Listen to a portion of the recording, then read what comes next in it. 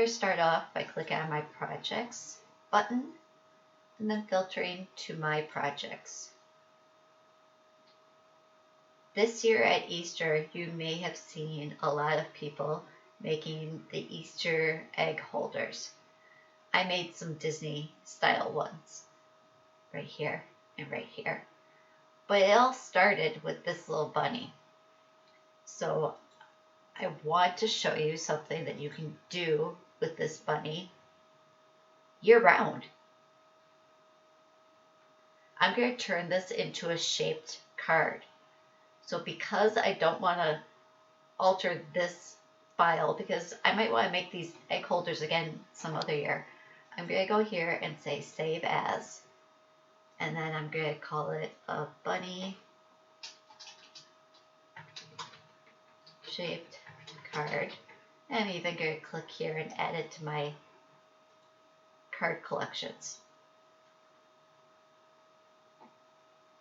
This will be a great way that if you downloaded or purchased any of these egg holder SVG files, you can turn them into something else to use. So you're not going to need this base piece. So we can just delete that whole thing. We're going to want this flipped, the same orientation as the main part of the bunny. Now, we're not going to want this little hole cut out of it. So with this first piece, I'm going to just go to contour and click that hole to fill it in. I'm going to do the same thing with the gray layer. I like to click on the pieces from my layers panel because let's say I wanted to pick the pink layer. See, when I tried clicking on the pink layer, it actually selected the gray. It's because they're all right here on top of each other, so that it's harder to pick one at a time unless you go over here to the layers panel. So now I can contour and close that hole. So for this design, the black and the pink layers are more solid, and then the reason you're seeing them is because there's a hole basically cut through the gray layer so that they're shown through. Because I want to flip-flop that and I don't want to have it cutting through and showing through, I want to layer them on top. What I'm going to do is take this and duplicate it and place it over here. And then I'm going to duplicate it again. Now I'm going to go to color sync. I'm going to make one of these pink and one of them black. Change to pink. Okay. So now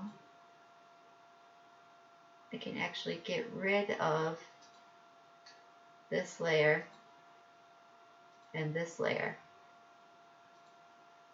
And what I'm going to use is this one and contour it. And watch what happens to the main part of the bunny when I click this piece. See how it all got lighter? That means it's turned off. The Cricut is not going to cut that now. So since I'm working on the pink layer, the pieces I want cut would be the insides of the ear, the feet, and the little nose. So then I need to turn off these pieces.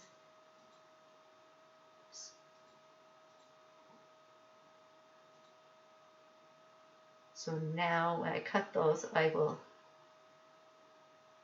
set those right like that. Let's do the same thing for the black. Contour. Turn this one off. Don't want those. Like those.